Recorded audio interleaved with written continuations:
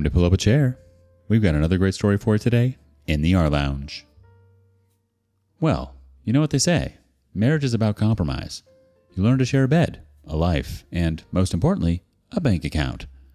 What happens when your partner starts treating that account like a charity fund for their freeloading family? Today in the rLounge, for richer or poorer. Wife blew our savings on her sister's wedding. I divorced her, and her family turned their backs on her.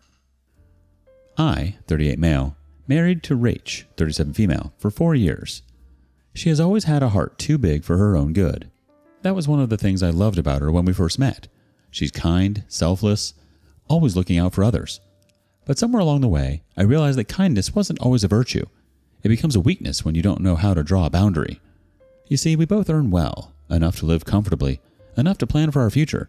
We opted to remain childless. Actually, I was neutral. For me, having kids is like good to have, but not mandatory. On the other hand, for Rach, it was a deal breaker.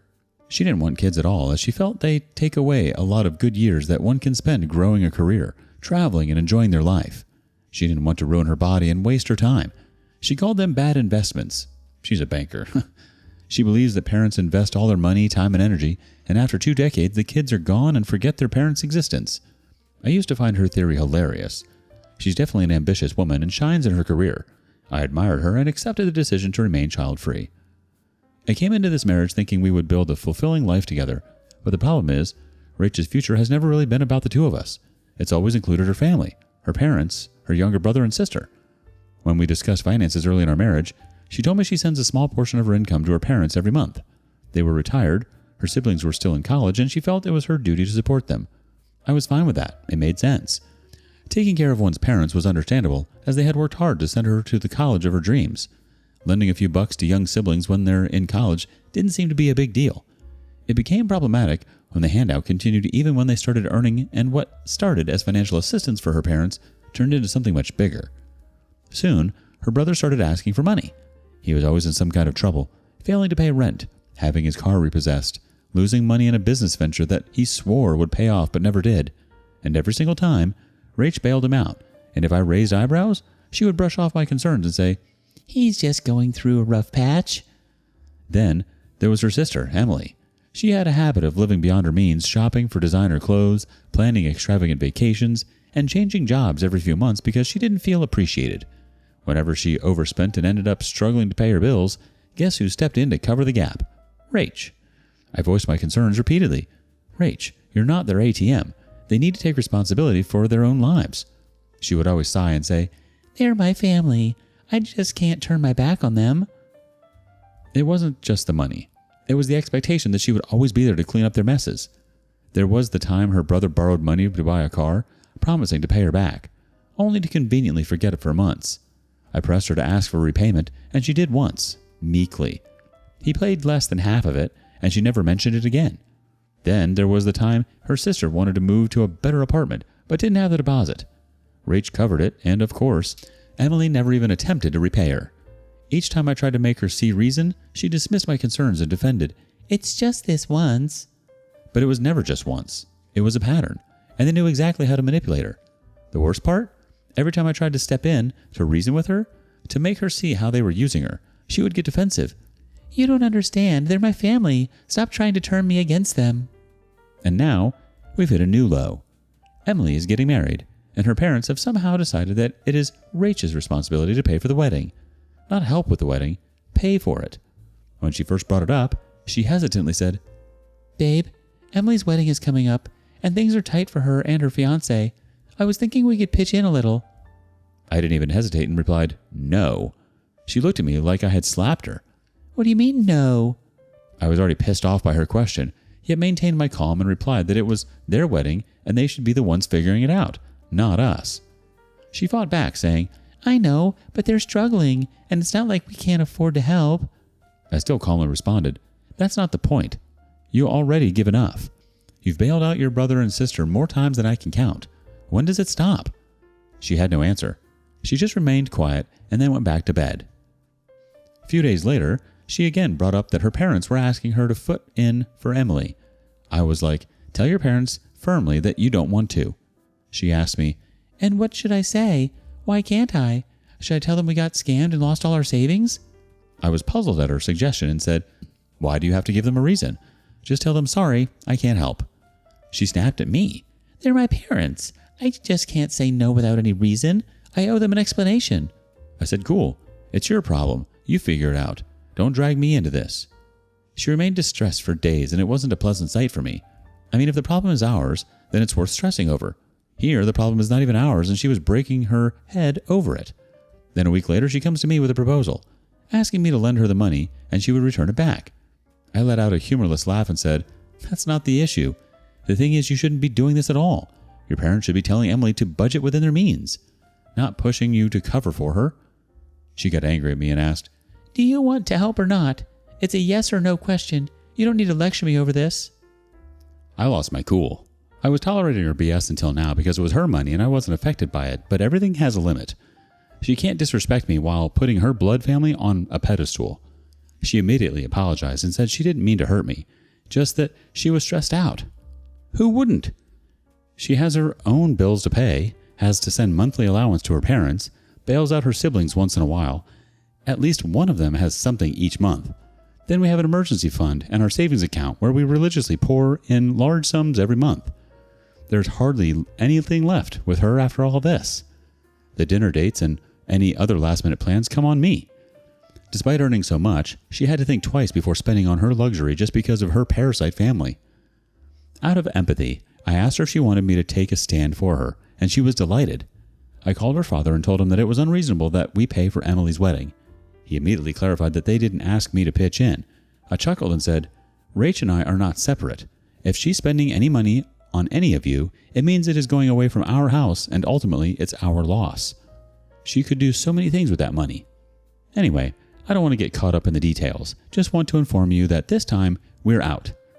She was overjoyed at my gesture, hugged and thanked me. However, her phone started buzzing immediately. This woman, who's so fierce in front of me, curled up and didn't answer her mom's call, afraid that she might lash out at her. I noticed she was happy for the next few days until she answered her mom's phone. Once, Rachel was talking to her mom on speaker, and I overheard them from the other room. Her mom was saying, Emily is your sister, your own blood, and she needs you. Don't let an outsider manipulate you thinking it's not your problem. I immediately barged in and confronted who the outsider she was talking about. Was it me? Her effing husband? She hung up the call and apologized for her mom's words. I said I want to have that lady answer this. Rach begged me to stay out of it. Now I'm exhausted. I love my wife, but I feel like I'm in a marriage with her entire family. No matter how much I try to protect her, she won't protect herself. I'm starting to wonder, how much more can I take? This is not only her problem anymore.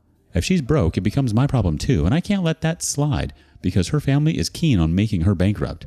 It's just so frustrating. You're not wrong for being upset, OP, and you're not being unreasonable for wanting a partner who makes financial decisions with you instead of prioritizing her family's wants over your shared future. I think you need to have a very direct conversation with her, not just about this wedding, but about what she sees as her ongoing responsibility to her family. If she doesn't see a problem, or worse, if she keeps putting their needs over your marriage, you'll have to ask yourself how much longer you're willing to put up with it. Update 1. You know what she did? She emptied our savings to fund her stupid sister's stupid wedding. I had no clue about it until recently. I was planning to upgrade my car, and that's when I found out about the empty joint account. I don't get transaction notifications as she's the primary holder. The balance was nearly wiped out. My stomach dropped as I double-checked the transactions, and there it was, large withdrawals, all moved to Rach's personal account.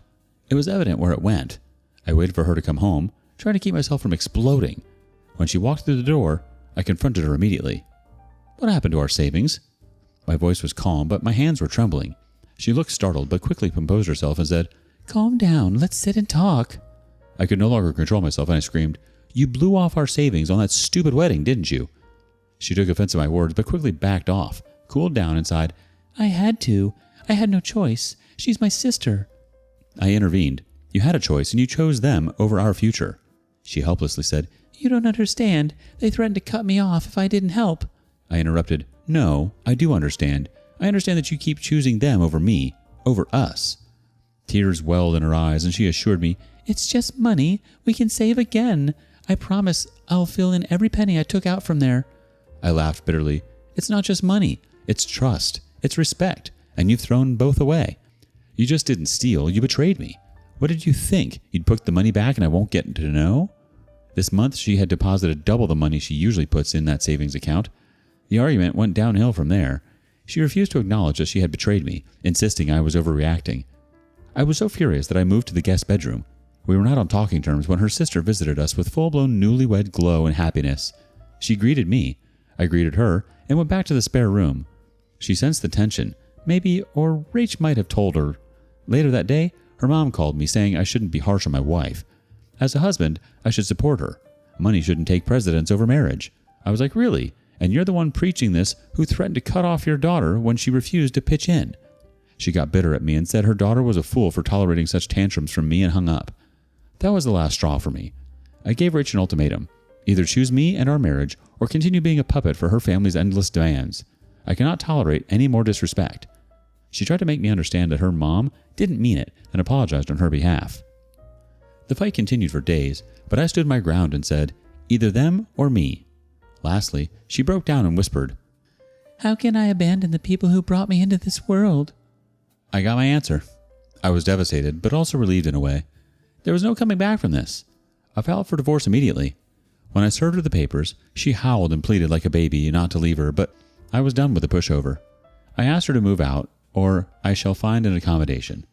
She informed her parents about it, and they immediately rushed to ship her away. Divorce is not yet finalized. It's draining, splitting assets, negotiating terms, and dealing with her attempts to guilt-trip me into reconsidering. She even tried to stall the process, hoping I would change my mind, but I stood firm. It hurts, but I know I'm making the right decision. I refuse to be a secondary character in my own life, constantly sacrificing for people who never once considered my well-being. Soon, I'll be free, and I'll rebuild my life. This might be my last post on this thread. Thanks for reading. Update 2.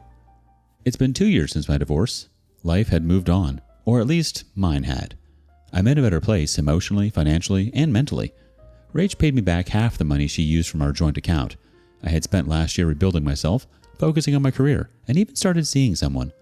Rach became my past, and I rarely thought about her until 2 weeks back when she showed up at my workplace. It was unexpected, to say the least.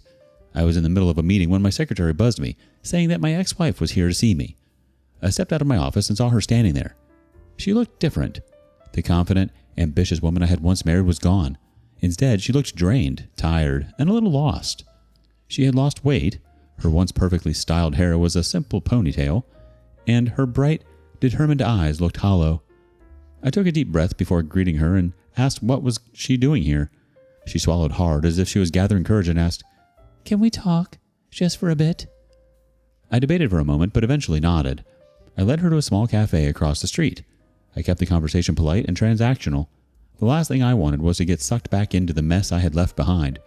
She didn't waste any time and blurted out, "I made a mistake. I should have never let you go." I sighed. "Please don't start this." She interrupted in a trembling voice. "Please, just let me say this. After the divorce, I moved back in with my parents. They were happy, you know? Happy that I left you. That should have been my first warning sign. I thought they would be there for me, but it didn't take long for me to see the truth. They were happy because now all my money was theirs." I stayed silent and patiently heard what she had to say. Quoting what she said, not the exact one, her eyes welled up as she confessed. "They only loved me when I was paying their bills. I moved out as soon as that realization hit me. They barely noticed. I was so alone, and that's when it hit me. I had thrown away my marriage for them. I had sacrificed the one person who truly cared about me, and for what? I thought about reaching out to you so many times, but I was too ashamed. And then things got worse." She had lost her job. The bank she worked for had gone through layoffs, and since she had no savings left, she was in trouble. She survived on her income as long as she could. The market had been harsh for the last 2 years. Desperately, she had asked her parents to let her stay with them again. They had agreed on one condition. She had to pay rent. She let out a painful laugh. "My own parents. After everything I had done for them, after years of supporting them, they asked me for rent when I had nothing. My brother and sister were no better. They turned their backs on me too. I was completely alone. If it weren't for a friend who let me crash at her place, I don't know what I would have done." I felt a pang of sympathy, but I remained quiet. She hesitantly said, "And there's something else. It wasn't just about the money. They manipulated me, poisoned my mind against you. They were the ones who convinced me not to have kids, telling me that children would ruin my career, my body, my freedom. They made me believe that staying child-free was the best decision for my life. But now I realize it was never about me. It was about them keeping me tied to them forever. And I don't drain the money on my kids. And then they don't stop there. They planted doubts about you, whispering that you were trying to control me, that you didn't really care about my family, that you'd eventually leave me. I believed them, and I let those lies dictate my choices. I shook my head. I tried to show you the truth, Rach, but you wouldn't listen. She said bitterly, I reached out to Emily first. She's been flaunting her rich husband's money. I thought, after everything I'd done for her, after paying for her dream wedding, she would be at least there for me. I called her, explaining the situation, and you know what she said? She told me, Oh, Rach, I really wish I could help you, but you know how it is. We just bought a new house, and we're traveling to the Bahamas next month for summer. Money's tight. Money's tight. From the woman who had a luxury wedding I funded. This was just too much to bear, and I asked, Didn't she even offer you a place to stay? She chuckled. No, she didn't even suggest it. She quickly changed the topic, started talking about something else. She made it clear she didn't want to help, and didn't feel like she owed me anything. And your brother? I asked, though I already knew the answer. She scoffed. Oh, he was even worse. I called him, hoping that maybe, just maybe, he'd remember all the times I bailed him out. But he just sighed and said, Rach, I've got my own problems. You know, I'm still trying to get my business up and running. Maybe you should ask Mom and Dad. I told him they wanted rent from me, and you know what he said? Well, that's fair. It's their house. What else do you expect? He had no shame, no guilt, nothing. And this was the same dude who called me every month asking for help. But now that I needed him, he couldn't even pretend to care. I shook my head and consoled her. I'm sorry, but I don't know what you expected. You spent years taking care of them, enabling them. They never saw you as family. They saw you as a safety net. And the moment you couldn't provide, they cut you loose. This was the very thing I warned you about. She nodded, wiping a stray tear. I see that now. I really do, but it's too late, isn't it? I didn't answer. I didn't need to. She looked at me then, hopeful, vulnerable. I know it's a lot to ask, but is there any chance we can try again? I still love you. I never stopped. And I know you loved me too. She said she didn't come to me when she was broke because I might assume she came because of the money. She struggled, lived on her friend's couch for months, did a low-paying job to survive, and now she was finally back on her feet. She came to me. She's now working at one of the top banks in the country. It was admiring and commendable, but it's too late and I'm already seeing someone else. I'm not saying if I wasn't dating, I would have taken her back. No, only if she understood me and did what I said while we were married, we would have been happy and together today. When she got to know that I was dating, she flinched as if I had slapped her. Tears rolled down her cheeks, but she nodded slowly. I see. I guess. I deserved that. I didn't know what else to say, so I simply said, I hope you find happiness too. I really do. She wiped her tears and gave me a sad smile before walking away. For a moment, I felt bad. No matter what happened between us, I had once loved this woman. But then, a week later, I saw something that erased all the little compassion I had. She posted pictures on social media, dining with her family at a high-end restaurant. She didn't look happy, but she was with them. The same people who had drained her dry abandoned her, and then welcomed her back only when it suited them. She happily became their golden goose again. And that's when I knew. Some people never learn. I closed the app, shook my head, and moved on. Glad I was out of it. You've done nothing wrong, OP. She chose them, repeatedly, until she had nothing left to give. Now that she's finally seeing what you saw years ago, it's hard not to feel a little sorry for her. But it doesn't change the damage done. You did the right thing by walking away. She didn't just take your money. She took your trust, your security, and the future you are building together. If she's looking for closure, that's fine. But if she's looking for a way back, don't give her that luxury. What do you think? Do you think she deserves a second chance? Or is her regret too little too late? Let us know your thoughts in the comments below. And thank you for joining us today in the rLounge. Be sure to like and subscribe and hit that notification bell so you don't miss out on our next video. Until next time. And please put your chair back where you found it.